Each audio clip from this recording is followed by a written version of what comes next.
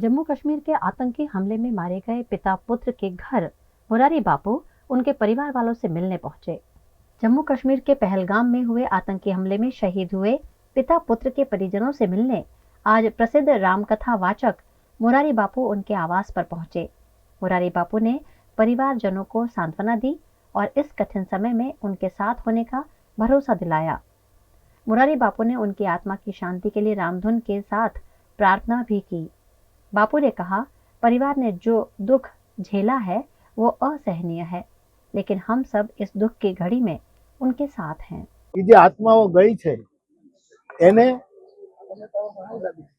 સાચી શાંતિ મળે, એમના પરિવારજનોને, આખા દેશને અને દુનિયાને પણ આ ઘટનાને સાચી શ્રદ્ધાંજલિ કઈ રીતે મળે એવું બધા વિચારે અને એવું કદમ ઉઠે એવી હનુમાનજીના ચરણમાં પ્રાર્થના કરીને મારી શ્રદ્ધાંજલિ અર્પણ કરું છું।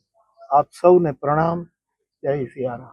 9 દિવસની કથા હોય, એટલે આ ઘટના ચોથા દિવસની કથા પૂરી કરીને હું ગયો, મારે મૌન હોય, પણ 2 વાગે મને 3 વાગે ખબર આપી કે આવું ઘટ્યું। એટલે સાંજનો એક પ્રોગ્રામ હતો ત્યાં, એ મેં સ્થગિત કરી દીધો, હવે આ બધું બંધ કરો। પછી રાતભર મેં વિચાર કર્યું કે હવે શું કરવું।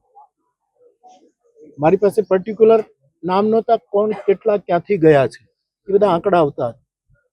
ખાલી એક આ દાદાનો ફોટો મારા પાસે કોઈ મને બતાવ્યું કે એને વાગ્યું છે, હાથમાં બેરખો છે, એટલે મને એમ લાગ્યું કે આપણા ભાવનગરના કે આપણા જ કોક છે, એટલે એ સારા છે એવા મને સમાચાર મળે।